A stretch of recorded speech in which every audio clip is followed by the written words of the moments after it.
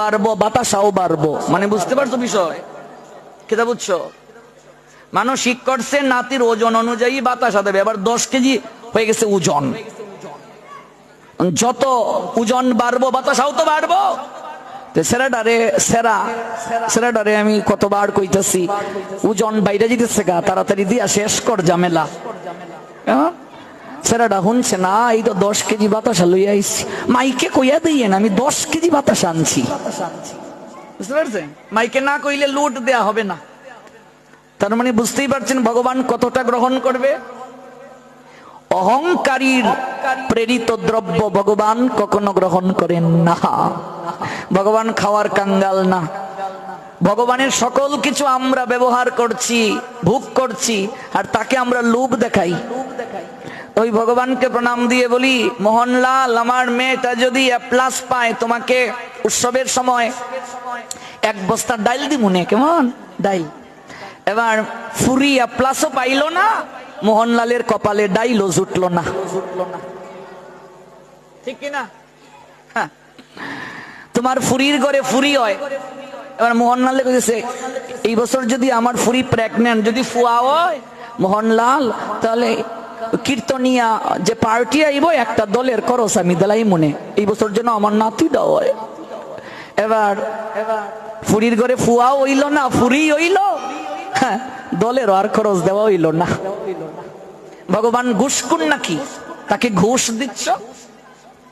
মানত যারা করে, মানসিক যারা করে, ওমা মানসিক বুঝো, বিশেষ করে মায়েরাই এগুলো বেশি করে। মানসিক যারা করে ওরা হলো মূর্খ, গণ্ড মূর্খ। ওরা ভগবানকে লোভ দেখায়, ওরা ভগবানের সঙ্গে ব্যবসা বৃত্তি করে। ভগবান অন্তর্যামী, তিনি কি আমার মনের কথা জানেন না? কি নিয়ে তুমি এসেছিলে জগতে? তুমি তাকে লোভ দেখাও। তুমি যা ভোগ করছো সব ভগবানের, সন্তানটাও ভগবানের। ভগবান চাইলে 1 সেকেন্ডে তোমার মা ডাক কেড়ে নিতে পারে, পারে কিনা? বাবা ডাক কেড়ে নিতে পারে, 1 সেকেন্ডে ব্যবসায় লাল বাতি জ্বালিয়ে দিতে পারে। তার জিনিস তাকে দেবে, তাকে এসে লোভ দেখাও। মানসিক যারা করে ওরা সবচেয়ে বড় গণ্ড মূর্খ। মানসিক করবে না, ভগবানকে বলবে তুমি তো সবই জানো, তোমাকে আর কি বলবো। তোমার ছেলে পরীক্ষায় যাচ্ছে, তোমার মেয়ে পরীক্ষায় যাচ্ছে, তুমি তার পরীক্ষা ভালো করো। ওমা আজ থেকে দুটো শিক্ষা এই ভাগবত থেকে নিয়ে যাও, দুটো শিক্ষা নিয়ে যাও। প্রথম শিক্ষাটা, যদি কেউ তোমাকে জিজ্ঞেস করে মা তোমার সন্তান কজন, কি বলছি, তোমার সন্তান কজন, আজ থেকে বলবে আমার নয়, গোবিন্দের দান। তারপর বলবে 1 ছেলে 1 মেয়ে, 2 ছেলে 1 মেয়ে, 2 ছেলে 2 মেয়ে, তোমার যত সন্তান বলো। কিন্তু আগে কি বলবে? আমার নয়, গোবিন্দের দান। এটা কি বলো? সব সময় বলো না, মনে থাকে না। ভগবান তাতেই সন্তুষ্ট যে দেখো সে তো কৃতজ্ঞতা স্বীকার করেছে। এই জগতে কত নারী মা হতে পারে নাই, তুমি যে মা হয়েছো তার প্রতি কৃতজ্ঞতা দেবে না? সন্তান তোমার নয়, ভগবান কৃপা করে দিয়েছেন। এই জন্য আজ থেকে কেউ জিজ্ঞেস করলে বলবে আমার নয়, গোবিন্দের দান। গোবিন্দ দান করেছেন আমায়, আমি দেখাশোনার দায়িত্ব পেয়েছি। এইটা বললেই ভগবান সন্তুষ্ট। কি বলবো আমরা? আমার নয়, গোবিন্দের দান। মনে থাকবে না গো, এটাই তো মায়া, এটাই তো সংসার, এটাই তো পরীক্ষা ক্ষেত্র। যারা সর্বদা কৃতজ্ঞতা স্বীকার করতে পারে তারাই অন্তিমে গোবিন্দ চরণ প্রাপ্ত হয়। এটা পরীক্ষা কেন্দ্র। আপনাকে জিজ্ঞেস করেছে বাবা আপনার সন্তান কজন? আমার নয়, গোবিন্দের দান। 1 ছেলে 1 মেয়ে, 2 ছেলে 1 মেয়ে, 2 ছেলে 3 মেয়ে, যতই সন্তান বলো, কিন্তু আগে বলতে হবে আমার নয়, গোবিন্দের দান। কালী পূজায় গিয়েই বাবা প্রণাম দিয়ে একটা মানসিক করে ফেলি, একটা পাডা দিয়ে ফেলে, মুখ ছাগল দিলাই, একটা কৈতর দিলাই, মহিষ দিলাই, এগুলো সবচেয়ে বড় পাপ। অনেকে আবার এইরকমও কয়, ঠাকুর দা একটা মানসিক করতাম, আপনি একটা হরিধ্বনি দিন, এরকমও কয়। এই আমাদের যে পন্তীর্থ নাম শুনেছ, গিয়েছ অনেকেই। এই পন্তীর্থে যখন আমি প্রথম গিয়েছিলাম, আমার এখনো মনে আছে, এত লোক হয়, তখন আমি অনেক ছোট। মা বলছেন, এই আঁচল ছাড়বি না, সাবধান বাবারে, তোরে হারিয়ে গেলে আর পাবো না। ও মা, কি অবস্থা গো! গিয়া দেখি পাঠার এক ট্যাং ধরে একজন টানতেছে, আরেকজন টানতেছে, আরেকজন টানতেছে, পাঠা এরকম করতেছে। ও মা, আমার চোখের সামনে টানতে টানতে জীবন্ত পাটার এক ঠ্যাং ছিঁড়ে লয়ে গেছে। এগুলো ধর্ম? এবার আমার মাও, আমার এক বোন যখন হইব তখন মানসিক করছিল হইতর দিব, এখন আর আমারে ডরাইয়া দেয় না। আমি কই, তোমার ফুরি হইতে তুমি হইতর খানে দিয়ে দাও। এখন ফুরির করে আরো 2 ফুরি হইছে, মানে আমার 2 বাগ্নি, হইতর আর এখনো দেয় না। আমি বলছি, ওই যে মানসিক করছো এই অনুযায়ী মা গঙ্গাকে ভোগ দাও, এই টাকা দিয়ে, হইতর দিও না। কবুতর সারবার আগেই কিছু লোক আছে টান দিয়া লয়ে যাইতেছে গা। মা গঙ্গা কি কৈতর খায়? মা কালী পাঠা খায়? মানে মা খায় না, ডাকিনি ঝুঁকিনি খায়। তুমি দেখছো ডাকিনি ঝুঁকিনি খায়? এই জগৎ সংসারে মা কালী যদি জগৎ জননী হয়, তাহলে পাঠার মাও তো কালী। তোমার চোখের সামনে সন্তানের রক্ত তুমি দেখতে পারবে?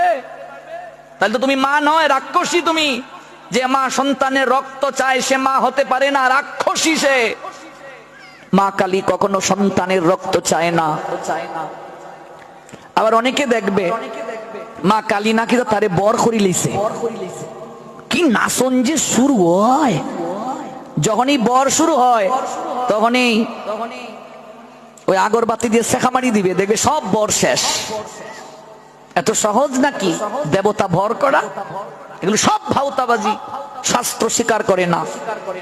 যদি কারো উপরে মা কালী ভর করে, প্রথম লক্ষণ মা কালীর মতো তার গায়ের রং হয়ে যাবে।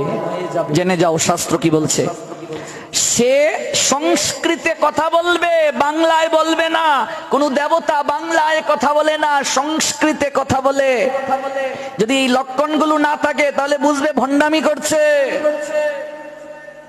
যে দেবতা ভর করবে তার গায়ের রং তার মতো হয়ে যাবে। বিষহরী যদি ভর করে তাহলে বিষহরীর মতো তার গায়ের বরণ হয়ে যাবে।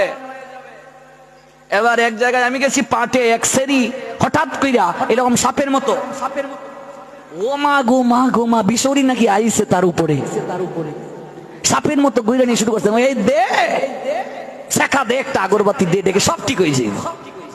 আর হগলে মা গো মা গো মা গো, ও মাই সেরি ঠ্যাং থেকে দুলা নিয়া, ওরে বাপ রে! হিন্দুদের এমন অবস্থা, ওই গাছের নিচে নাকি বিষহরী আবির্ভূত হয়ে গেছে। দৌড় গাছের নিচে আগরবাতি মোমবাতি লইয়া, ওই গাছের নিচে আইছে মহাদেব। দৌড় ওই গাছের নিচে, ওই গাছ রে প্রণাম, ওই ফাতর রে প্রণাম, দৌড় শুরু করে। এগুলো ধর্ম নয়। ওই কদিন আগে আমাকে কল দিয়েছে কুড়িগ্রাম থেকে, কয় আমি খুবই বিরক্ত বাবাজি। আমি বললাম কেন? কয় মনে হয় 20টা পার্টির চাউল দিছি। আমাকে চাউল দিতেছো কেন? কয় খেলা নাকি স্বপ্ন দেখাইছে চাউল মাইগা গোপাল সেবা দিত। আমি বলছি তো দিতে থাকো। কয় না, দিতে দিতে বিরক্ত, আর ভাল লাগতেছে না। বিষয়টা কি তা? আমি কই আমরা কিন্তু তো এটা আইছে না এখনো। কি আশ্চর্য!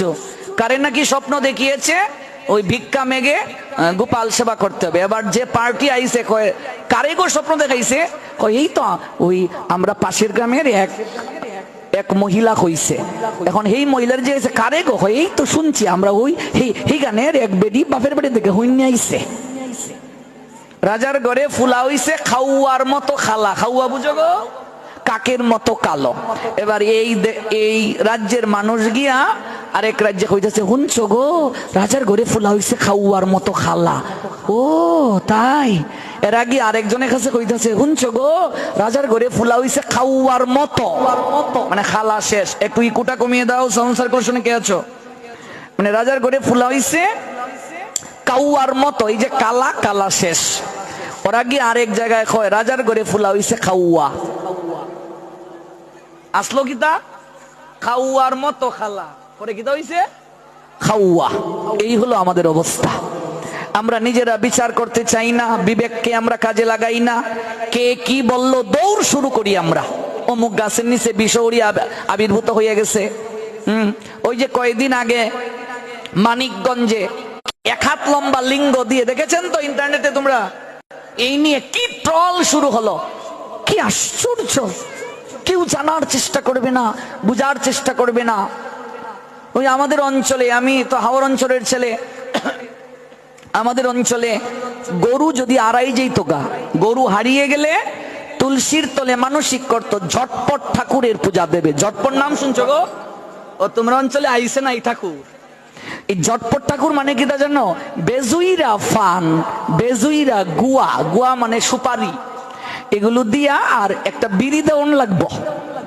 মানে যদি গরু আড়াইয়ে জায়গা, আমি আমার মারেও দেখছি, ঝটপট ঠাকুর গো, আমরা যদি বাসুরটা পাই, আমি ঝটপট দিব, আবার বাসুর পাইতেছি না, খাইন্দে খাইন্দে কইছে, এবার বাসুর পাইছে, এবার তুলসীর তলে শুক্রবারে লাগে দেওয়ান এই ঠাকুরের পূজা। ঝটপট ঠাকুর নামে কোনো ঠাকুর আমি আজ পর্যন্ত পাইলাম না কোনো গ্রন্থে। এবার পূজার নিয়ম যেন কিতা, বেজুইরা ফান আর বেজুইরা গুয়া, তারপর একটা বিড়ি দিয়া কিচ্ছা শুরু হইল। এক আসলো ব্রাহ্মণ, এক ব্রাহ্মণী, ব্রাহ্মণীর একটা আদরের বাসুর আসলো গো, তারপর বাসুরটা আড়াই গেছে গা, এলাকান কিচ্ছা টিচ্ছা হইল 30-40 মিনিট, তারপর ফান গুয়া শুন এটা হগলে দেখি তারে মন্তর মা দুলাল জোরদান চুস্কিতা, রতনডা আনতে পারলে না, রতনডা একটু করা, দুলালডা আমি খাই না রে। তারপরে ওই যে বিড়ি, বিড়ি এক টানের বেশি দেওয়ান যাইতো না, 2 টান দিলে হইতো না, একটা টানেই দেওয়ান লাগবো। তারপর এবার বাপ ফুলা হগলে এটা যেহেতু প্রসাদ খাওয়ান লাগবই। এটা হলো ঝটপট ঠাকুরের সেবা।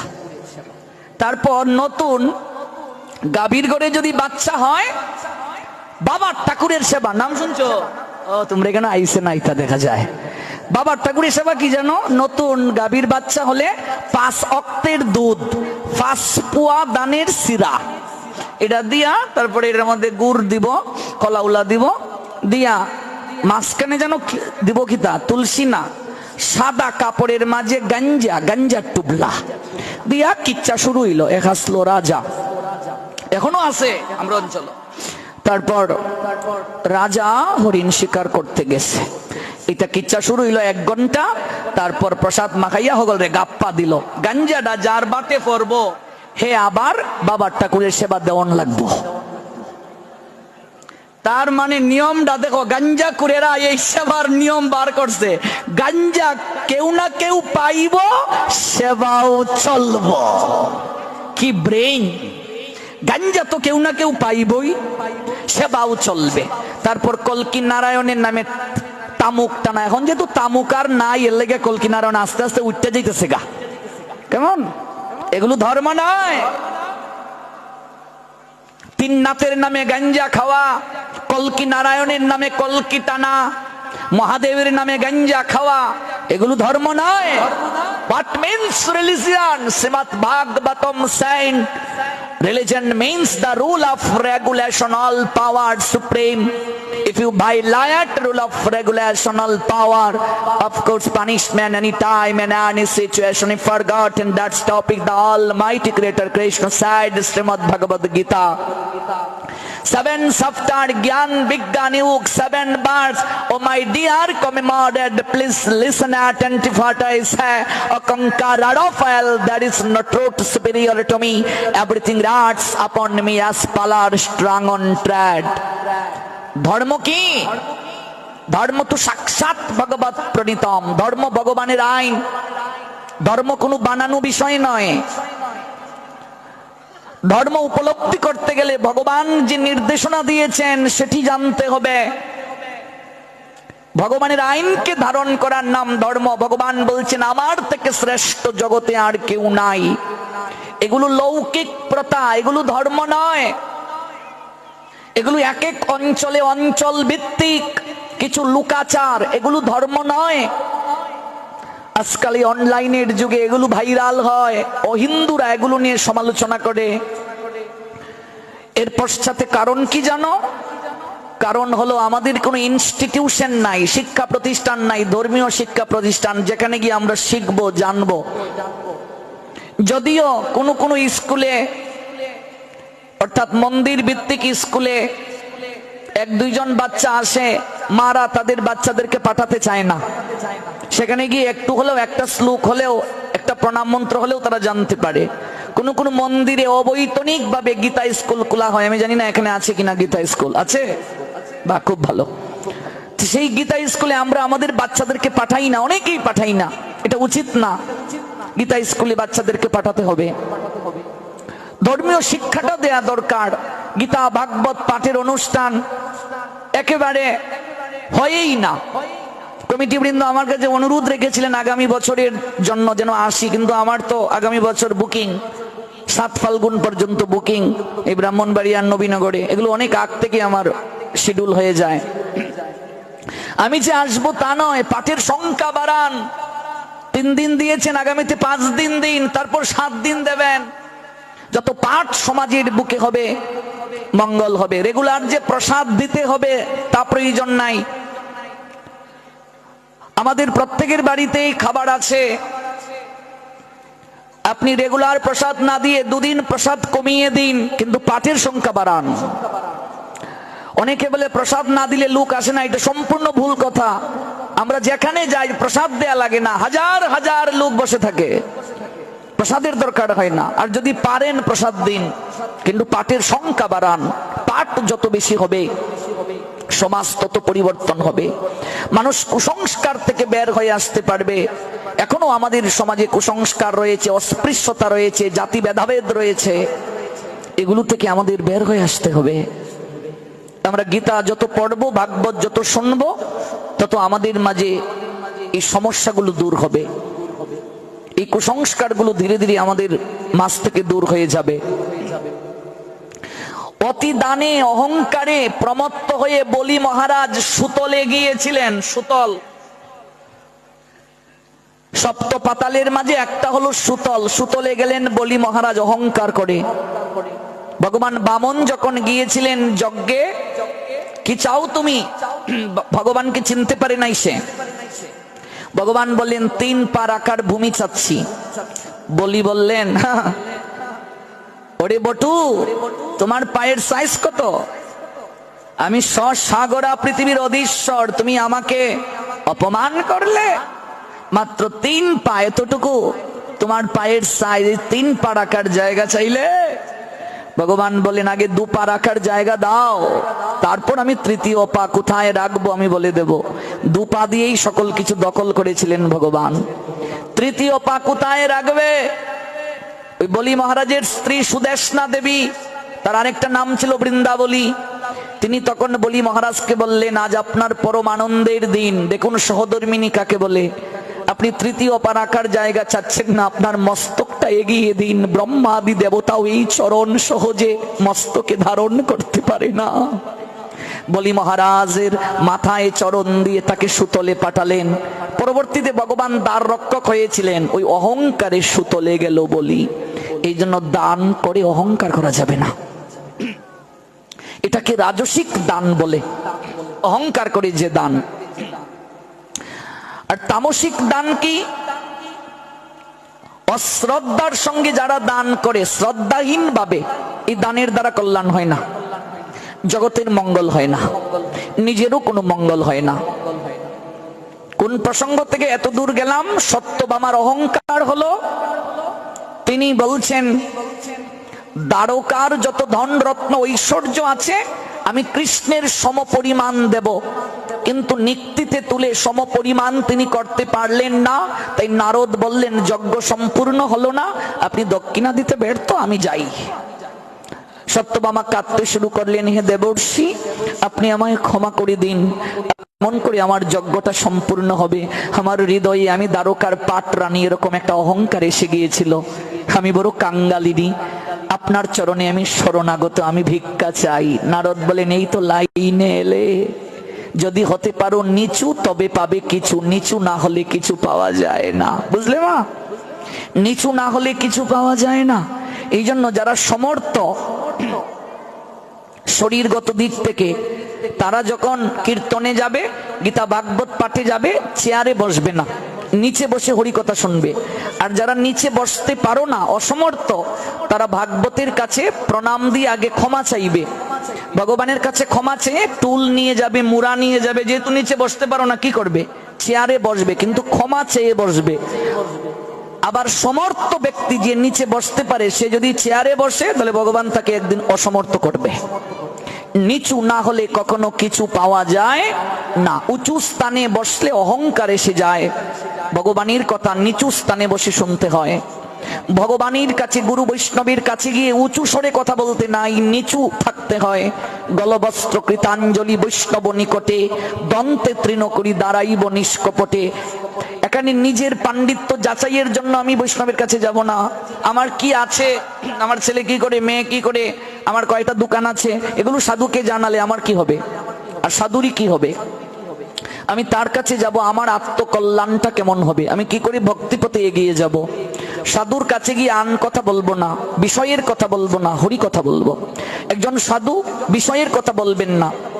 বৈষ্ণব সঙ্গেতে মন আনন্দিত, অনুক্ষণ সদা হয় কৃষ্ণ প্রসঙ্গ। তিনি সর্বদা কৃষ্ণ প্রসঙ্গ আস্বাদন করবেন।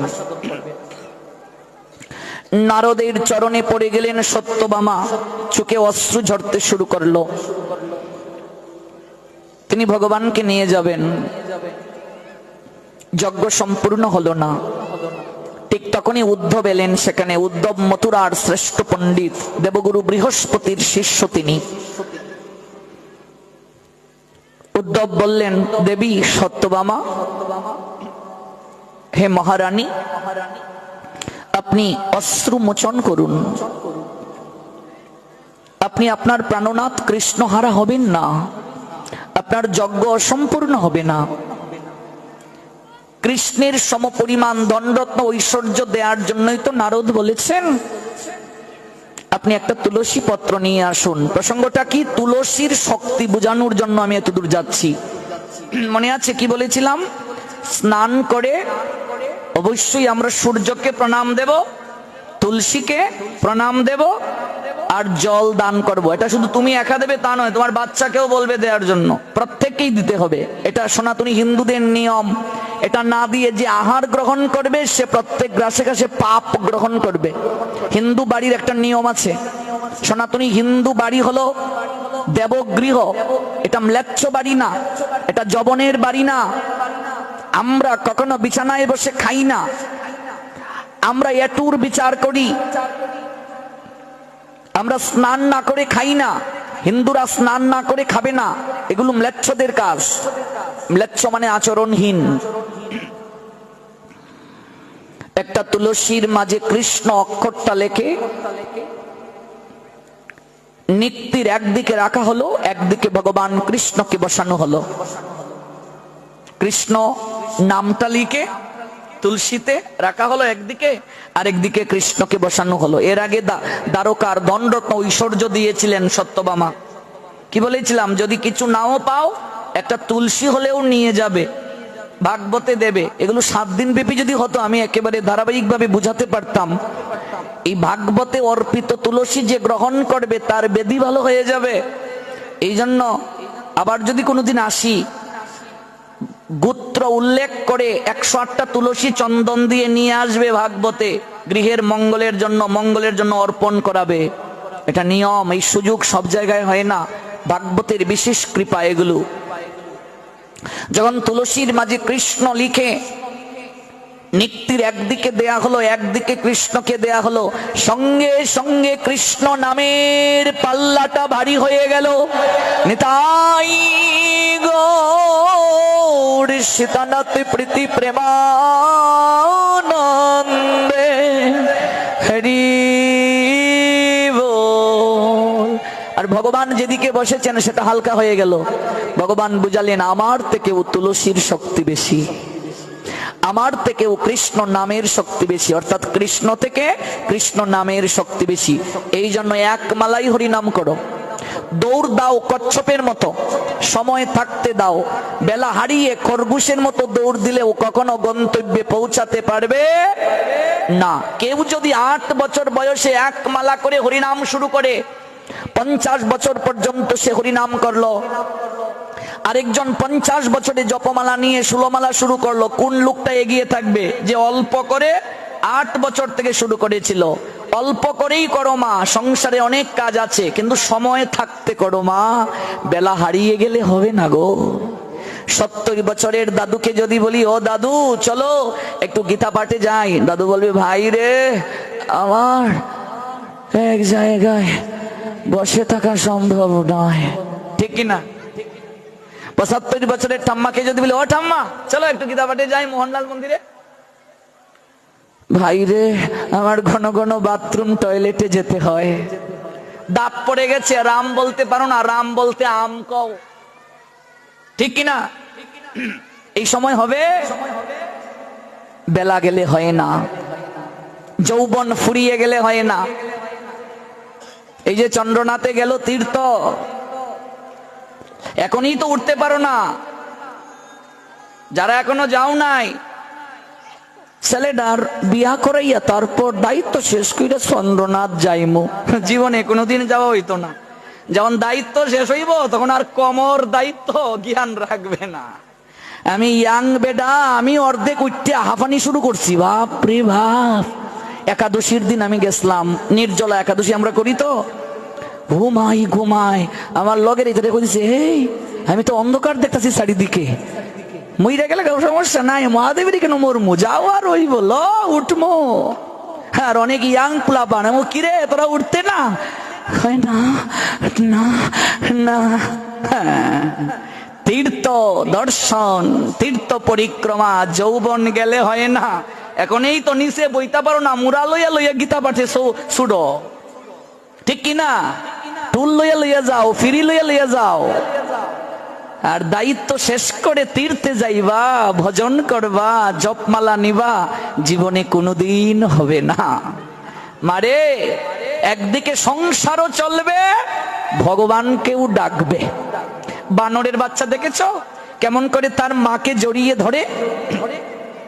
বানরি মাটা এক গাছের ডাল থেকে আরেক গাছের ডালে লাফিয়ে যায়, বাচ্চা কি পড়ে যায়? কেন পড়ে না? তার মাকে শক্ত করে জড়িয়ে ধরেছে। তুমি এক হাতে ভগবানকে জড়িয়ে ধরো, আর এর এক হাতে তুমি সংসারের কাজ করো, কোনদিন তুমি সংসার সমুদ্রে পড়বে না। ভগবান তোমায় শক্ত করে জড়িয়ে ধরবেন, তুমি যদি তাকে শক্ত করে জড়িয়ে ধরো। সংসারে থাকবে কি করে? পাকাল মাছের মতো। ওমা পাকাল মাছ চিনো? বাইম মাছ চিনো? ওই বাইম মাছরে পাকাল মাছ কয়। বাইম মাছ চিনো গো? বাইম মাছ কিন্তু সালি দিয়া মাখাইয়া কারণ লাগে, দেখছো? প্যাকের মাঝে থাকে, কিন্তু বাইম মাছের গায়ে এক বিন্দু প্যাক লাগে না। লাগে? প্যাকের মাঝে থাকে, এক বিন্দু প্যাক লাগে না। এটাকে শাস্ত্র বলছে পাকাল মাছ। সংসারে থাকো কিন্তু ওই বাইম মাছের মতো সংসারে থাকবে, কিন্তু সংসারটা যেন গায়ে না লাগে। কেমন ভাবে থাকবে? নরেন গিয়ে বলছেন রামকৃষ্ণ পরমহংসদেবকে, নরেন হলো বিবেকানন্দের প্রথম নাম। ঠাকুর সংসারে কেমন করে থাকবো? ঠাকুর বললেন, ওরে সংসারে রস আছে, কষ আছে, ওই কাঁঠাল ভাঙ্গার মতো থাকবে। নরেন কয়, ঠাকুর তা তো বুঝলাম না। ঠাকুর বললেন, কাঁঠাল ভাঙ্গা দেখেছিস নরেন? নরেন বলে, দেখেছি ঠাকুর। কাঁঠাল ভাঙ্গার সময় কি করতে হয়?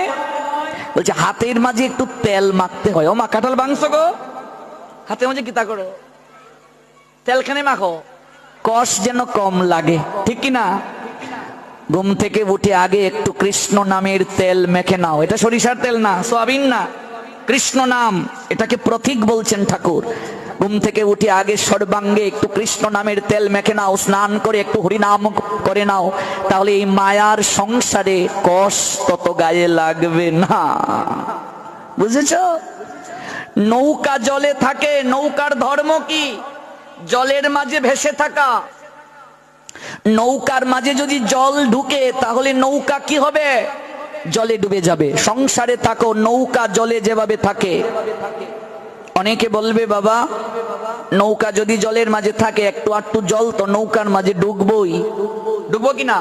এই জন্য দেখবে জলটা সেচ দেয়া হয়।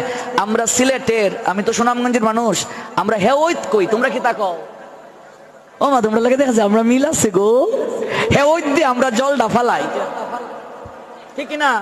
আগে তো হাতে বোয়া নৌকা আসলো, আমিও নৌকা বইতে পারি, হাওড়ের ছেলে তো এরকম। এবার তুমি হেওইত দিয়া জল ফালাইছো না, একটু একটু একটু একটু কইরা জলটা নৌকার নাক বরাবর হইয়া গেছে গা। এবার 3জন 4জন মিল্লা যদি হেওইত দিয়া শুরু করো, নৌকাটাকে কি ডুবা থেকে বাঁচানো যাবে? সংসারে থাকবে মায়ার জল ডুববেই। তুমি আন্নিক করতে বইছো, সন্ধ্যা করতে বইছো, তোমার নাতি গিয়া কইব ও ঠাকুমা, ঠিক না? তোমার আঁচল ধরে টানবে, ঠিক না? তোমার ঘরের গোপাল রে সরাইয়া তোমার নাতি এখানে বইয়া যাইব গা, চিনি খাইলিব, বাতাসা খাইলিব। সংসারে থাকলে এই ঝামেলা ফুয়ানি লাগবই। এগুলো হলো মায়ার জল, ভেতরে ডুববেই। এই জন্য কি করবে? এই যে জল ডুবতাছে ভিতরে, মায়ার জল, সাধু সঙ্গ হচ্ছে সেচের ব্যবস্থা। নৌকায় জল ঢুকলে যেমন হেওয়ায় দিয়ে জল ফেলি, যেখানেই সাধু সঙ্গ হবে মায়ার জল সেচ দিয়ে আসো। গৌর প্রেমানন্দে ওই জল নিষ্কাশন করো। যারা সাধু সঙ্গ করবে না, জল ডুবতে ডুবতে এই পর্যন্ত হইয়া গেছে গা, লাডিত বট দিয়া চলে। এখন যদি তুর তুরাই আয় যাই একটু গীতা পাঠো, লাভ হবে না। হে ওই দিয়া লাভ হবে না, জল আর ফালাইতে পারত না, ডুবে যাইব গা তরি। সময় থাকতে সময়ের কাজ করো। ও বাবা, বর্ষি চিনো? বর্ষি কঞ্চারে আগুনের মাঝে তাপ দিয়া এরকম বাঁকানো হয়, দেখেছো? একটা প্রবাদ আছে, কাঁচায় না নোয়াইলে বাঁশ, পাকলে করে ঠাস ঠাস। পাকনা বাঁশ বা কঞ্চা যদি আগুনের মাঝে তাপ দেয়া হয়, বাঁকানো যাবে? কিন্তু কাঁচা হলে বাঁকবে। এই জন্য বয়স হয়ে গেলে ভজন হয় না। ভজন কখন করতে হয়? এই সময়টা, এই যে বাচ্চাদের সময়, কৌমার কাল থেকে শুরু করতে হয়। শৈশবে ভজে কৃষ্ণ, কৃষ্ণ পাবার আসে। যৌবনে ভজে কৃষ্ণ, যদি শরীর পবিত্র না রাখতে পারে আসে বা না আসে। আর বৃদ্ধকালে ভজে কৃষ্ণ, জমের তার আসে। কখন জানি মইরা যাই মুগা, বাবা রে জপমালা দিয়া যাও। জপ করছি না এখনো, 60 বছর হয়ে গেছে, জপমালা নাই। গুরু মন্ত্র নিছে 20 বছর, আন্নিক করে না, সন্ধ্যা করে না, মন্ত্র ভুলে গেছে গা। অনেক লোক আছে গুরুদেবের নাম কইতে পারে না। এক জায়গায় গেছি, এক বাড়িতে রইছি, আমি বলছি বাবা তোমার গুরুদেবের নাম কিতা? হে ডাকে মিতালির মা, আমরা গুসাইর নাম ডানু কিতা? হায় রে মিতালির বাপ রে, মন্ত্র নিছস বেটা, গুরুদেবের গুসাইয়ের নাম জানোস না? তোর মিতালির মা রে জিগাস গুসাইয়ের নাম কিতা? মিতালির মা কয় ডায়েরিতে লেখা আছে, একটু খুঁজা দেখি। ডায়েরি থেকে বার করবো গুসাইয়ের নাম কিতা। কেমন শিষ্য, কেমন শিষ্যা, আর তারা উদ্ধার হয়ে যাবো গা। এত সহজ? গুরুদেবের সঙ্গে সম্পর্ক নাই, সন্ধ্যা আন্নিক নাই, হরিনাম নাই, কিচ্ছু নাই। হিসাব দিতে হবে মা। যৌবন থাকবে না চিরকাল, থাকবে না। মনে রাখবে, 30-এর পরের জীবন হলো গাধার জীবন। কিসের জীবন? গাধা। গাধা কেন? গাধা যেমন বোঝা বহন করে, 30-এর ভেতরেই তো বিয়াটা হয়। বিয়ে করলে মানে সন্তানের বোঝা, স্ত্রীর বোঝা, সংসারের বোঝা গাধার মতো বহন করবে। 50 পর্যন্ত গাধার মতো বোঝা বহন করলা। 25 পর্যন্ত শরীরের সম্পদ রক্ষা, এটাকে বলে ব্রহ্মচর্য আশ্রম। 50 পর্যন্ত গাহস্থ আশ্রম, স্ত্রী সঙ্গের অনুমতি আছে, সন্তান উৎপাদনের অনুমতি আছে। 51 হয়ে গেলে স্ত্রী সঙ্গ নিষিদ্ধ, এটা বানপ্রস্থ। বানপ্রস্থ মানে কি? 100 দিনের মাঝে 75 দিন আপনাকে সাধু সঙ্গে ধামে তীর্থে থাকতে হবে। বৌমার হাতে, ছেলের হাতে সংসার বুঝিয়ে দিয়ে বলবে তোমাদের জন্য তো অনেক কিছু করেছি মা, এবার তোমরা তোমাদের সংসার বুঝো, আর আমাদেরকে এত বিরক্ত করিও না, আমরাও দেখাশোনা করব তোমরা কেমন চলছো। আমাদের এখন ঈশ্বর চিন্তায় একটু সময় বেশি দিতে হবে। এগুলো মনে রাখিও। 70 বছর হয়ে গেছে, এখনো যদি নাতি ছাড়া ঘুম না আসে তাহলে হবে না। এক জায়গায় আমার এক পাঠের ভক্ত অনলাইনে খুব পাঠ শুনে, পাঠে গেলাম, বেটা আয়া কইতেছে আমারে, বাবা আপনার পাঠ আমি খুব শুনি, আপনারে বাস্তবে দেখবার লেগে আইসি। আমি বলছি তাহলে বাবা থাকুন, থাকার তো জায়গা আছে, প্রসাদও আছে, থাকবা 7 দিন পাঠ শুনবা। 2 দিন থাকি আইসে প্রণাম দেওয়ানো। বাবা বিদায় দিন জায়গা ওখানে ঘুমায় না, নাতিটা আমার বুকও ঘুমায়, 2টা দিন শূন্য শূন্য লাগতেছে বুকটা। রে 70 বছরও নাতি সারা ঘুমাইতে পারো না, বুঝ ভাই, এই হলো সংসার, এই হলো জীবন, এই হলো মায়া। কি নেবে কি দেবে জবাব? তোমার 60 বছর হয়ে গেছে, এখনো তোমার সংসারের চিন্তা থাকবে কেন? এখন অর্ধেক চিন্তা কমাতে হবে। বৃন্দাবনের রাধাকুণ্ডে নবদ্বীপে গিয়ে দেখো, স্বামী স্ত্রী সবাই এই সময়টাতে ওরা কুঠির নির্মাণ করে, ওরা ভজন করে, স্ত্রী সঙ্গ শেষ, সন্তানের বিবাহ শেষ হয়ে গেছে, নাতি হয়ে গেছে, এখন আর কোনো দায়িত্ব নাই। এখন একটাই দায়িত্ব, ভগবানের নাম নিয়ে সুস্থ শরীরে তুমি যেন গোবিন্দের কাছে যেতে পারো। আর তোমার কোনো দায়িত্ব নাই, তোমার আর কোনো কর্তব্য নাই। 100 দিনের মাঝে 75 দিন থাকবে ভজনে, আর 25টা দিন সংসারে গিয়ে দেখবে বৌমা ঠিক মতো চলছে কিনা, তোমার ছেলে ঠিক মতো চলছে কিনা। 25 দিন সংসারকে দেবে, আর 75 দিন দিতে হবে ভজনে। তারপর যদি বেঁচে থাকো 76 হয়ে গেলে সন্ন্যাস। আর সংসারের কোনো কিছুর প্রতি চিন্তা রাখা যাবে না, কেবল ঈশ্বর চিন্তা। এটাকে বলে চতুরাশ্রম, আমাদের শাস্ত্র বলেছেন এটাকে বলে চতুরাশ্রম। এবার শোনো মা, 50-এর পরের জন্মটা হলো বানরের জন্ম। কিসের জীবন? বান্দর। বান্দরে চিনো? বান্দরে দেখবা কলা খাওয়াইয়া খেলা দেখানো হয়। দে একটু হ্যান্ডশেক দে, নে, এই যে কলা দিল, টাক মাইরা আবার লয়ে যায়গা, খেলা দেখাইতেছে। 50-এর পরের জীবন বানরের জীবন। বানরের জীবন কেন মা? ওই যে তোমার 3 ছেলে, ওই এই ছেলের বাসাত 1 মাস, ওই ছেলের বাসাত 1 মাস, আর ওই ছেলের বউ কইতাছে, হ্যাঁ তোমার মা তোমার কি তা ফেডো রাখছে না ফাইয়া আনছে? এই যে আমার শুরু বাচ্চাটারে লইয়া এত কষ্ট করি, তাইনের এখন খাম কিতা, একটু আইয়া বাসাত থাকতে পারে না? নাতনিরে লইয়া একটু খেলা দেখাইতে পারে না? বান্দর যেমন খেলা দেখায়, তুমিও এই ফুলার বাসায় 1 মাস গিয়া খেলা দেখাইতেছো নাতনিরে লইয়া, ওই বাসাত গিয়া ওই ফুলার বাড়িতে খেলা দেখাও। আর মাঝখানে তোমার ফুরি কিতা গো মা, আমরা তো একেবারে বুঝলেই গেছো গা, এই যে তোমার নাতিরারে লইয়া আমি একটু বিপদে পড়ছি, তুমি আইয়া 15 দিন থাকতে পারো না? ওই বান্দরের মতো এই গাছের ডাল থেকে ওই গাছের ডালে লাফাইয়া যাও। এটা হলো বান্দরের জীবন। মিলিয়ে দেখিও। এই সারার বউয়ের বাড়ি 1 মাস, এখানে দিল একটা খুঁড়া, এখানে থেকে আর যাইতাম না, আর যাইতাম না। আইয়া রাত্রে ঘুমাইয়া জামাই রে হইতাছে, আর যাইতাম না, যাইতাম না। এটা হইতাছে বান্দরের মতো, বুঝতে পারছো? হ্যাঁ। এরপরে 70-এর পরের জীবন হইল কুকুরের জীবন। কুকুর যেমন পাহারাদার, তুমিও পাহারা দিবাই। বৌমা গেছে গা স্কুল, তোমার ফুলাও গেছে গা, কেউ নাই বাড়ি, তুমি লাডিটা আদলইয়া চেয়ারের মাঝে বইয়া আছো। কেডারে? জেঠা বাবু, আমি রাধাকান্ত। ও কই যাস? মোহনলাল মন্দিরে যাইতেছি, রাহুল কৃষ্ণ আইছে। ও ইচ্ছা আসলো রে, যাইতাম, বাড়িটা নুখাইলা কেউ নাই, খেলায় দেখবো। ওই কুত্তার মতো বই আছে পাহারাদার, ঠিক কিনা? মিলিয়ে দেখিও। ভজন কোন দিন করবে? কুকুরের জীবন।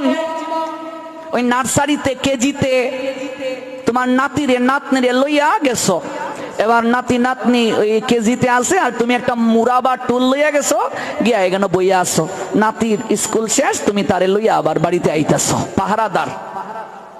আর আমরা গ্রামগঞ্জ এই নার্সারিতে কেজিতে থাকলে হগলে বইয়া এরকম মাথার মধ্যে বিলি দিয়ে উকুন আনে, আইনা উকুন দিয়া এরকম উকুন মারে। তারপর নাতিরে কইতেছে, এই দেখছেন আমার ফাখনা চুল কয়টা? দেখ, একটা যদি আনতে পারস 5 টাকা দিমু। ও দাদু, ও দাদু, এরকম টানতেছে, একটা চুল টানে, একটা নাক টানে, একটা চশমা টানতেছে। হায় রে জীবন রে, হায় রে জীবন, কি আনন্দ! নাতি আমার কুলে প্রস্রাব করবে, পায়খানা করবে, পারফিউম থেকেও সুগন্ধ, নাতি নাতনির পায়খানা আর প্রস্রাবের গন্ধ। এগুলো রেখে কি ভজন হয়, সাধু সঙ্গ হয়? হ্যাঁ, দেখতে দেখতে তারপর দাঁত পড়লো, চলার শক্তি বিকল হলো। এখন আর কোনো বউ ডাকে না। 3 বউয়ের মাঝে কাজ্জা শুরু হইছে। কাজ্জা বুঝো? ঝগড়া। 3 ফুলার মাঝে কাজ্জা শুরু হইছে। মা কি আমরা একলা? বউয়ে কইতাছে, মা কিদা তোমার একলা? তোমার আর এই 2 ভাইয়ে দেখে না কেন? আর যৌবন যখন আসলো তখন শাশুড়ির লইয়া খাড়াখাড়ি, কার বাসা থাকতো শাশুড়ি। আর এখন বিদায়, যত না রাখা যায় তত ভালো। বুঝবে কোন দিন? যত না রাখা যায় তত ভালো। মা কি আমরা একলা? শাশুড়ির প্রতি দায়িত্ব কি আমার একলা? বাকি 2 বউ দেখে না কেন? তখন হগলের কাছ থেকে শেখা খাইয়া মোহনলালের কাছে আইয়া কইতাছি, ঠাকুর তুমি ছাড়া আমার আর কেউ নাই। ঠাকুর মোহনলাল কয়, হ্যাঁ, যেদিন শরীরে শক্তি ছিল একটা দিনও তো আইসস না, বইসস না, গীতা পাঠ শুনছস না। এই গ্রামও এমন অনেক লোক আছে 3 দিনের মাঝে একটা দিনও আসে নাই, এই কুত্তার মতো বাড়ি পাহারা দিতেছে। দুর্ভাগা তারা, দুর্ভাগিনী তারা। একটা দিনও তো আইসস না, গীতা পাঠে বইসস না, ভাগবত শুনছস না। আজকে হগলের কাছে শেখা খাইয়া মূল্যহীন, কেউ ভালোবাসে না। আজকে আইয়া কইতেছস, ঠাকুর তুমি ছাড়া আমার আর কেউ নাই। যেদিন তোর ডাকার সময় ছিল সেদিন আমায় ডাকলে না, বলেছিলে সময় নাই, সময় নাই। আজকে তোকেও দেখার আমার সময় নাই। মারে, যদিও কথাগুলো রসিকতা করে বলেছি, কিন্তু হৃদয়ে একটু অনুভব করো, এটাই জীবন রে মা, এটাই জীবন। যতদিন যৌবন শক্তি থাকবে সবাই ভালোবাসবে। তোমার বৌমাও তখন ভালোবাসবে, বাবার বাড়িতেও তোমার আদর যত্ন থাকবে। তোমার ভাইয়ের ছেলের বিয়ে, তোমার ভাই বউ বলবে 1 মাস আগে তোমাকে যাওয়ার জন্য, যদি খাটতে না পারো, সংসারে দিতে না পারো, কেউ তোমায় আর ভালোবাসবে না, কেউ বাসবে না। লক্ষ্যহীরা বেশ্যাকে হরিদাস ঠাকুর বলেছিলেন, ওরে এই যে তুই রামচন্দ্রকা জমিদারকে নাচ দেখাস, তার গ্লাসের মাঝে সুরা ঢেলে দেশ, পায়ের মাঝে গুগুর বেঁধে তাকে কামনার উদ্রেক করিস, অতকে পাঠিয়েছে আমার চরিত্র স্খলন করানোর জন্য। তোকে একটা আমি প্রশ্ন করি মা, তুই রামচন্দ্রকা জমিদারকে গিয়ে জিজ্ঞেস করবি, যেদিন তোর যৌবন শক্তি থাকবে না, যেদিন তুই আর নাচতে পারবি না, যেদিন তুই ওই জমিদারের কামনা পূরণ করতে পারবে না, সেদিনও কি জমিদার তোকে ভালোবাসবে? ওই তো বেনাপুলের জঙ্গল, যেখানে লক্ষ্যহীরা বেশ্যাকে রামচন্দ্রকা পাঠিয়েছিল হরিদাস ঠাকুরের ভজন চ্যুত করার জন্য। প্রথম রাত লক্ষ্যহীরা সেজে গুজে এসেছিল, আসার পর বসে রইল। হরিদাস ঠাকুর ইশারায় দেখালেন, বসো, আমার নাম সংখ্যা পূর্ণ না হলে আমি তোমার ইচ্ছে পূরণ করতে পারবো না। সারাটা রাত কেটে গেল, হরিনাম শুনলো লক্ষ্যহীরা। যাওয়ার সময় বলে গেল, বাবাজি আজ তো হলো না, আমি দ্বিতীয় রাতে আবার আসবো। দ্বিতীয় রাতে আবার সেজে গুজে এলো। ঠাকুর ইশারায় বললেন, বসো, নাম সংখ্যা পূরণ হোক, তারপর তোমায় ভালোবাসবো। ইশারায় বললেন। সারা রাত কেটে গেল। দুরাত হরিনাম শুনে লক্ষ্যহীরা বেশ্যার মনের মাঝে এই ইচ্ছাটা জাগলো, আমি যে এত সেজে গুজে আসি, মনে হয় সাধুর ভালো লাগে না, আমার দিকে একটিবারও ফিরে তাকালো না। আমাকে দেখলে কত রাজা মহারাজ পাগল হয়ে যায়, আমাকে দেখলে তাদের নেশা জেগে যায়। ওই সাধু একটিবারও আমার দিকে তাকালো না, চোখটা বন্ধ করে কেবল কৃষ্ণ নাম করে। না জানি এই কৃষ্ণ নামের মাঝে কত সুখ আছে। তাই আজকে আমি এত সেজে গুজে যাব না। ও যেমন বাবাজি সেজেছে, আজ আমি মাতাজি সেজে তার কাছে যাব। দুই রাত সাধুর কাছে বসে কৃষ্ণ নাম শুনে তার হৃদয়টা পরিবর্তন হয়ে গেল। আজকে হালকা প্রিন্টের একটা শাড়ি পরলো, গুগুর খুলে নুপুর পরলো, সামান্য সাজে এসে বলল, ও বাবাজি, আমি তো দুরাত তোমার গান শুনলাম, তোমার তো একটাই গান, হরে কৃষ্ণ কৃষ্ণ কৃষ্ণ হরে হরে, হরি রাম রাম রাম হরে হরে, আজ আমি গাইব, তুমি শুনবে। লক্ষ্মীরা গাইতে শুরু করলো। যতবার সে নিজের গান গাইতে চায় ততবার তার বদনে কৃষ্ণ নাম এসে যায়। এই কি, আমি আমার গান গাইতে চাই, কৃষ্ণ নাম কেন আসে? এটাই হলো নামের স্বভাব, যে কৃষ্ণ নাম করে তার কৃষ্ণের প্রতি প্রেম জেগে যায়, ভক্তি জেগে যায়। আমি গান গাইতে পারি না, তাতে কি হয়েছে? আমি নাচতে তো পারবো। হাত পা বাঁকাতে শুরু করলেন, অঙ্গভঙ্গি করতে শুরু করলেন, কুইঙ্গিত করতে শুরু করলেন। হরিদাস ঠাকুর হরিনাম করছেন, হাত পা বাঁকাতে বাঁকাতে প্রভাত হয়ে গেল। লক্ষ্মীরা ব্যর্থ হলো। হরিদাস ঠাকুর স্নান সেরে তুলসীতে জল দিয়ে সন্ধানিক করে ওই লক্ষ্মীরা বেশ্যার কাছে এসে বলছে, মা, আমি 3 রাত তোমায় বসিয়ে রেখেছি, বলো তোমার কি চাই? আমার নাম সংখ্যা পূর্ণ না হলে আমি তো কারোর সাথে কথা বলি না, ইচ্ছে পূরণ করি না, তুমি যা চাইবে তাই দেব। মাথাটা নিচু হয়ে গেল।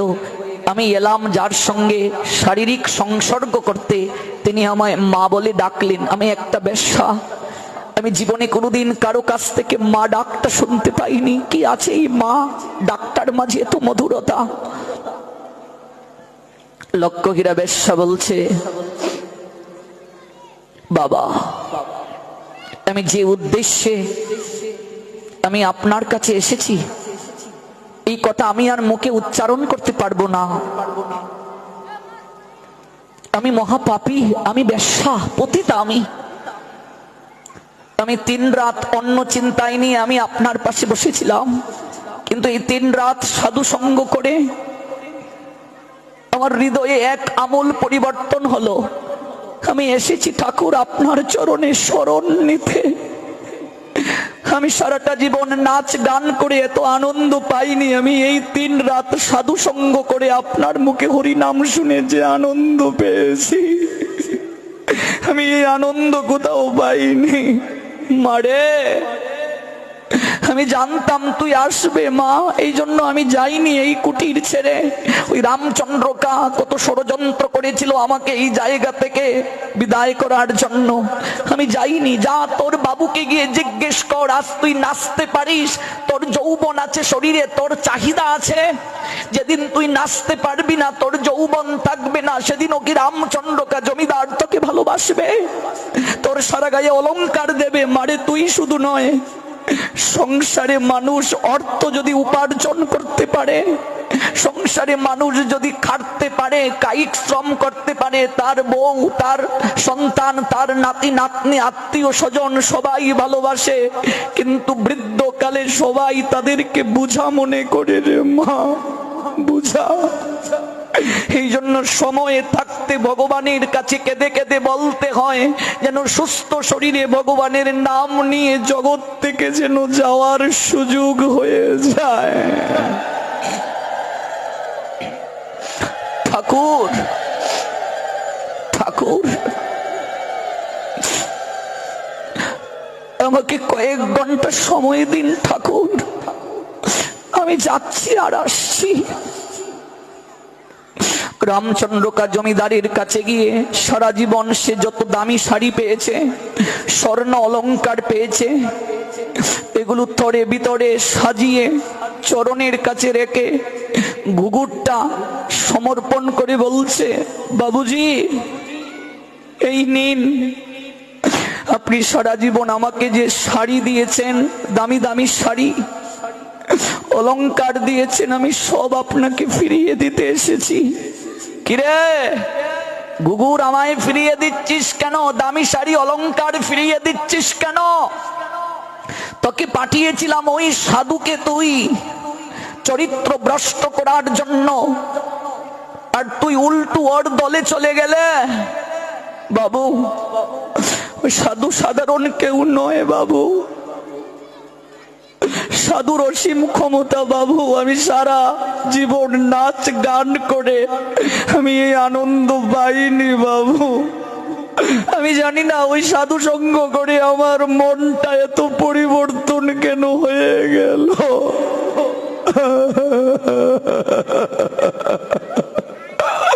বাবু আপনাকে একটা জিজ্ঞাসা করি, আজ আমি নাচতে পারি বলে আপনি আমায় এত ভালোবাসেন, আমি আপনার কামনা পূরণ করতে পারি বলে আপনি আমায় এত ভালোবাসেন, যেদিন আমার যৌবন থাকবেন না সেদিন আমায় কে দেখবে বাবু? আপনি কি সেই দিনও আমাকে রক্ষিতা রূপে রাখবেন বাবু? রাখবেন না। অন্তিমের পরম বান্ধব গোবিন্দ ছাড়া বাবু জগতে আর কেউ নাই, কেউ নাই, কেউ নাই। আমি আপনাকে সব ফিরিয়ে দিচ্ছি বাবু, সব ফিরিয়ে দিচ্ছি। আপনি আমাকে যেভাবে বলেছেন আমি নেচেছি, যেভাবে চালিয়েছেন চলেছি, জীবনে কিচ্ছু আপনাকে বলিনি। আজ আমি সব ফিরিয়ে দিলাম। আঁচল পেতে আপনার কাছে একটা ভিক্ষা চাইছি বাবু। আমি এতটা জীবন রক্ষিতা হয়ে আপনার আমি সেবা করেছি, আমায় একটা ভিক্ষা দেবে বাবু, একটা ভিক্ষা। কি চাস তুই? আমাকে বাকিটা জীবন মুক্তি দিয়ে দিন বাবু,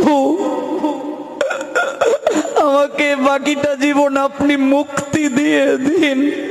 আমি আর এই বৃত্তি করব না, আমাকে বাকিটা জীবন মুক্তি দিয়ে দিন। আমি চার দেয়াল থেকে বের হতে চাই, এখানে নিঃশ্বাস আমার বন্ধ হয়ে আসছে বাবু। আমি ভক্তির গগনে ডানা মেলে উড়তে চাই আর কৃষ্ণ নাম গাইতে চাই। হরি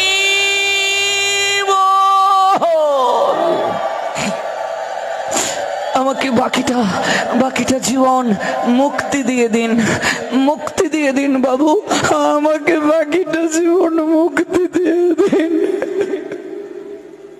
কাঁদতে কাঁদতে লক্ষ হীরা বেশ্যা বের হয়ে গেল। ওমা, এই ঘটনা কোথায় ঘটেছে জানো? যশোরে, বেনাপুল। বর্তমানে যশোর পড়েছে, সারসা উপজেলা। ওই বেনাপুল পাট বাড়ি যদি কোনোদিন যাও দর্শন করবে, এখনো আছে। ওই বেশ্যা এই জায়গায় দেবী রূপে পূজিত হচ্ছে। লম্বা হয়ে গিয়ে পড়লেন সাধুর চরণে। কিরে মা, চলে এলি যে?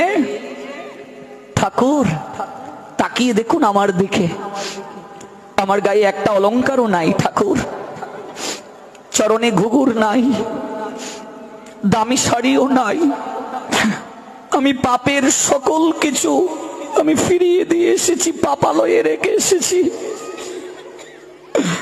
আমি সারা জীবন অনেক পাপ করেছি ঠাকুর, আমার শেষ গতিটা কি হবে আমি খুব চিন্তা করছি। আমার কি হবে শেষের দিনে আমি জানি না, জানি না, জানি না। আমি অনেক পাপী ঠাকুর, আমি অনেক পাপী। আপনি আমায় কৃপা করুন, আমায় কৃপা করুন। আমি যে বেশ্যা মারে, সারা জীবন এমন কি তুই পাপ করেছিস রে মা? বড় দয়ার যুগ রে মা, এই নে জপমালা। মহাপাপীও যদি এই জপমালা গ্রহণ করে, কৃষ্ণ নাম করে, তার পর্বত সমান পাপ স্খলন হয়ে যায়। নে গলায় তুলসীর মালা পরিধান কর, পর পর পর। এই নে জপমালা। লক্ষ্য নাম না করে জল গ্রহণ করবি না। এই নে তোকে রাধা মাধবের বিগ্রহ দিয়ে গেলাম, সেবা কর। আমি যাই রে, আমি যাই। আমি তোর জন্য অপেক্ষা করেছিলাম। তুই একটা যুবতী নারী, আমি যুবক, সমাজ কলঙ্ক দেবে। আমি যাই। গুরুদেব, আমার কথা মনে থাকবে বাবা? রে মা, মনে থাকবে? আমি যে বেশ্যা, আমি বলে গেলাম রে মা, এই নাম করতে করতে তুই একদিন শুদ্ধ হয়ে যাবে। প্রতিদিন গোবিন্দ চরণে তুলসী পত্র চন্দন চর্চিত করে দেবে, তারপরে এই নিবেদিত তুলসী প্রতিদিন চিবিয়ে চিবিয়ে গ্রহণ করবি। বুঝলে মা, যে ভগবানকে দেবে এই তুলসী খাবে চিবিয়ে, তাহলে শুদ্ধ হয়ে যাবে চেতনা। প্রতিদিন বেশি করে তুলসী ভগবানকে দাও, আর সন্তানকেও চিবিয়ে চিবিয়ে খাওয়াও। অনেকে বলে তুলসী নাকি গিলে খেতে হয় জল দিয়ে, এগুলো ভুল কথা, কুসংস্কার। চিবিয়ে খাবি। আর কি জানিস, লক্ষ নাম করবি। আমি বলে গেলাম এই বেনাপুলের জঙ্গল একদিন তীর্থভূমি হবে। তুই বেশ্যা নয়, ওই জায়গায় দেবী রূপে পূজিত হবে, দেবী বৈষ্ণবী হবি। লক্ষ লক্ষ লোক পৃথিবীর বিভিন্ন জায়গা থেকে আসবে তোর মতো বেশ্যার চরণ ধুলি নেয়ার জন্য। তুই বেশ্যা থেকে দেবী হয়ে যাবে, দেবী বৈষ্ণবী হয়ে যাবে। কৃষ্ণ নাম বেশ্যাকে দেবী বানিয়ে দিতে পারে, চরিত্রহীনকে সাধু বানিয়ে দিতে পারে, অসৎ কার্য করে নেশাখোর যে তাকে শুদ্ধ আচরণশীল বানিয়ে দিতে পারে। যদি কোনোদিন ওই বেনাপুল পাট বাড়িতে যাও, হরিদাস ঠাকুরের পাট বাড়িতে কেউ গিয়েছেন কিনা আমি জানি না, গিয়েছেন, গিয়ে দেখবে প্রথমেই ঢুকে বাম পাশে একটা তমাল বৃক্ষ দেখেছেন তো, হেলে পড়েছে, তার পাশে দেখবে একটা মাধবীলতা বৃক্ষ, যে বৃক্ষের নিচে হরিদাস ঠাকুর হরিনাম করতেন। দেখবে সেখানে লক্ষ হীরা বেশ্যার একটা মূর্তি আছে, সে লক্ষ হীরা দেবী রূপে ওই জায়গায় পূজিত হয়। প্রথমে ভগবানকে ভোগ দেয়া হয়, ওই ভোগটা দেয়া হয় হরিদাস ঠাকুরকে। তারপর ওই হরিদাস ঠাকুরের ভোগটা ওই লক্ষ হীরা বেশ্যা যে কৃষ্ণ নাম করে দেবী হলো তাকে দেয়া হয়। এই কৃষ্ণ নাম মানুষকে দেবী বানিয়ে দিতে পারে রে মা। এই জপমালা মানুষকে পরিশুদ্ধ করে দিতে পারে রে মা। হরিনাম মানুষকে শুদ্ধাচারী করে দিতে পারে। সাধু সঙ্গের এত মহিমা, সাধুর এত শক্তি রে মা, সাধুর এত কৃপা। সাধু সঙ্গ ছাড়া হয় না রে মা, সাধুর কৃপা ছাড়া হয় না। সাধুর সনে ভগবানের সম্পর্ক গভীর। আমরা যেমন সরাসরি প্রধানমন্ত্রীর সঙ্গে দেখা করতে পারি না, কিন্তু প্রধানমন্ত্রীর সঙ্গে যার সম্পর্ক ভালো আছে, এমন কেউ যদি প্রধানমন্ত্রীর কাছে আবেদন জানায় আমাদের, খুব সহজে তার কাছে আমরা যেতে পারবো কিনা। যেমন আপনারা রুমিন ফারহানাকে বিজয়ী করলেন, সে হলো প্রধানমন্ত্রীর কাছে আপনার আমার সংবাদটা পৌঁছে দেবে, সে হলো মাধ্যম। তেমনি সাধু হলো মাধ্যম, ভগবানের কাছে আপনার সংবাদটা পৌঁছে দেওয়ার মাধ্যম। বার্তাবাহক সাধুকে বলে। সাধু হলো বার্তাবাহক, সাধু হলো মধ্যস্থ শক্তি, সাধু হলো ডাক পিয়ন। পিয়ন যেমন ঠিকানা দেখে চিঠিটা পৌঁছে দেয়, ভেতরে খুলে দেখে না কি লেখা আছে, তেমনি ভাবে সাধু আপনাকে হাতটা ধরে আপনার আমার যে মূল ঠিকানা ভগবত ধাম, ওই ভগবত ধামে নিয়ে যায়।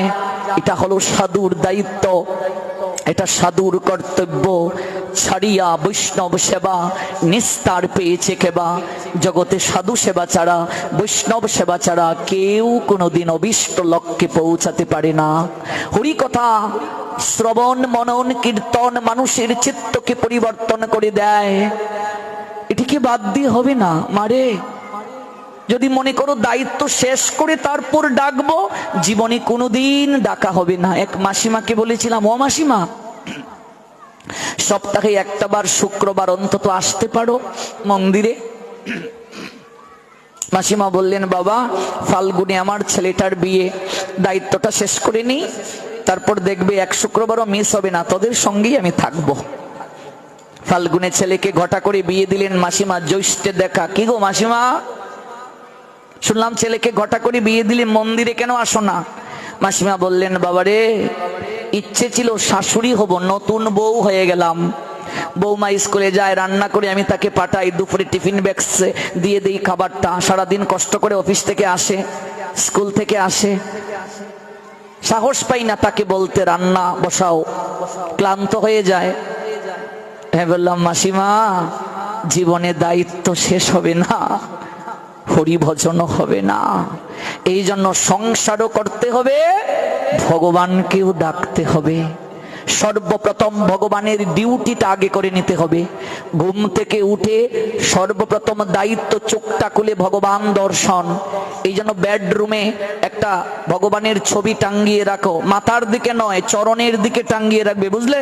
এই যে পালঙ্কে ঘুমাচ্ছ, চরণের দিকে ছবিটা থাকবে, চরণের বরাবর নয়, চরণ থেকে একটু উপরে, বরাবর রাখলে অপরাধ হবে, একটু উপরে রাখবে।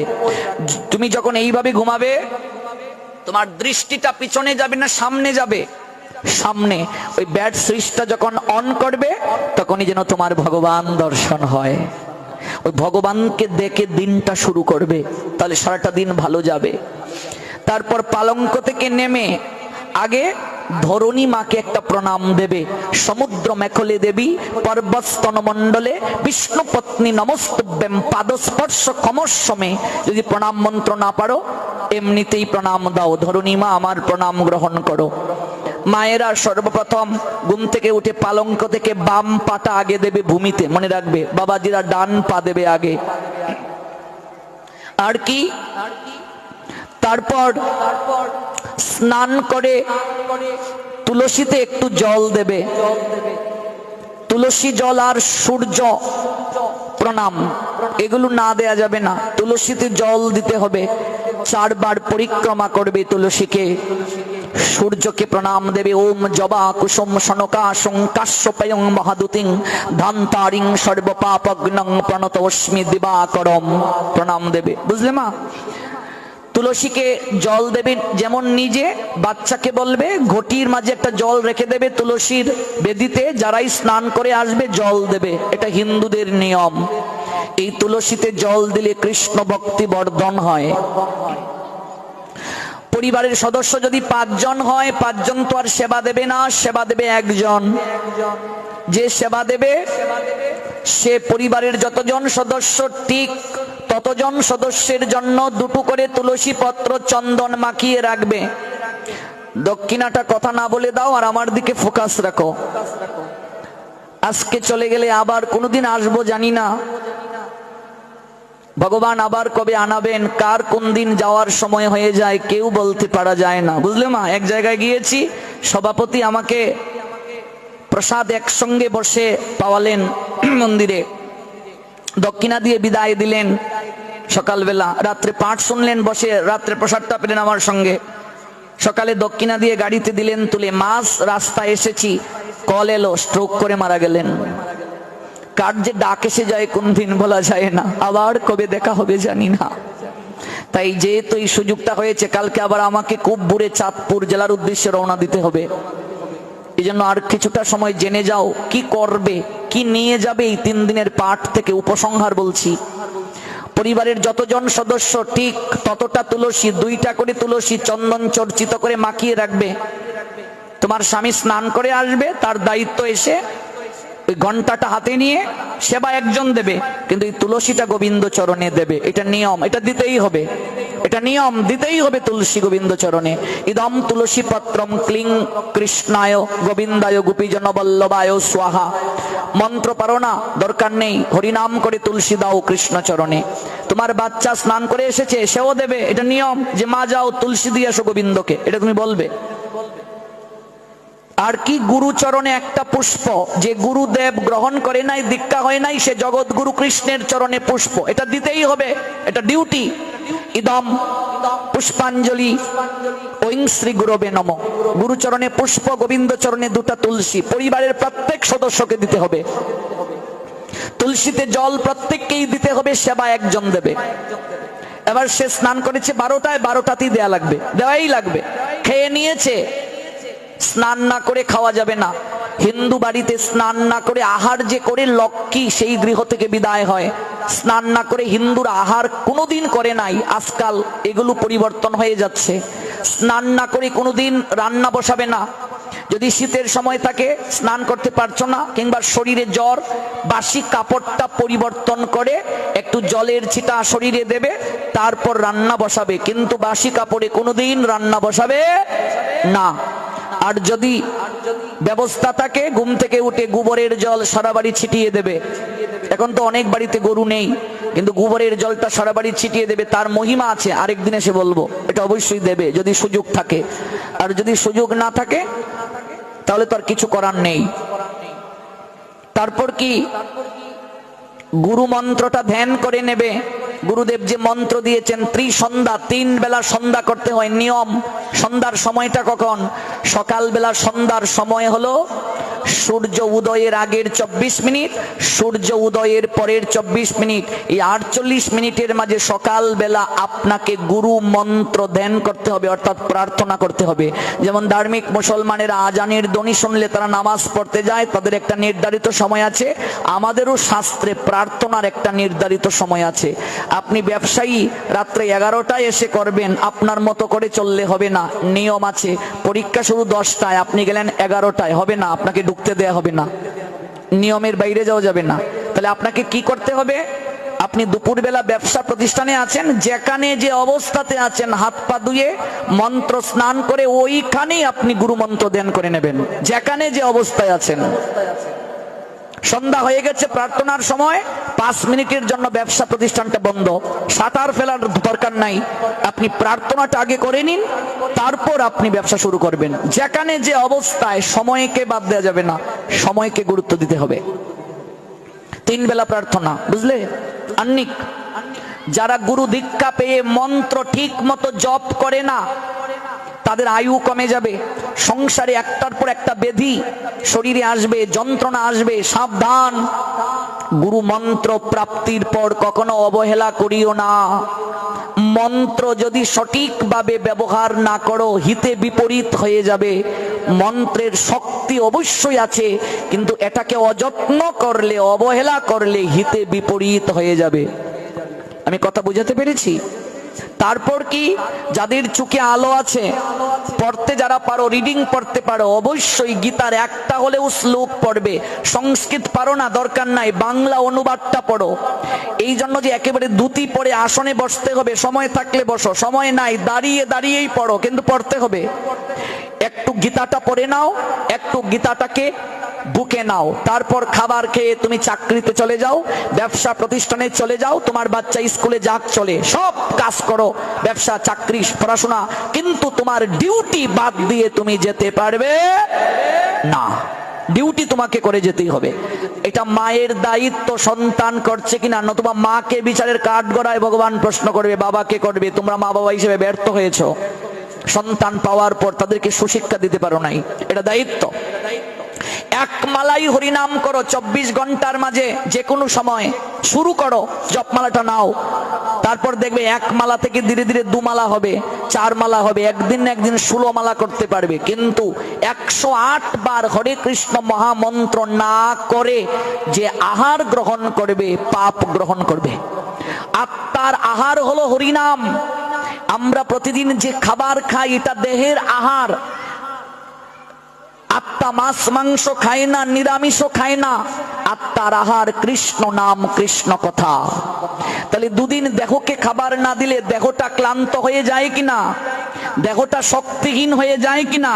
তাহলে যারা হরিনাম করে না, হরিকথা শ্রবণ করে না, আত্মার খাবার দিচ্ছে না, তারা আত্মাকে উপবাসী রাখছে। তাহলে ভেবে দেখো আত্মার অবস্থানটা তোমার শরীরের ভেতরে কেমন আছে।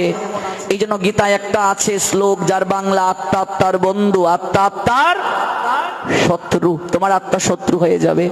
দেহটা পিঞ্জিরা, আত্মা হলো পাখি, ওই পিঞ্জিরা ছেড়ে পাখি উড়াল দেবে, বেশি দিন থাকবে না। আর এই পিঞ্জিরাটা রোগ ব্যাধি যন্ত্রণায় বিকল হয়ে যাবে। এটা আমার অনুরোধ, এটা হলো আমার প্রথম অনুরোধ। দ্বিতীয় অনুরোধ, একাদশী ব্রতটা নিষ্ঠা সহকারে পালন করবে।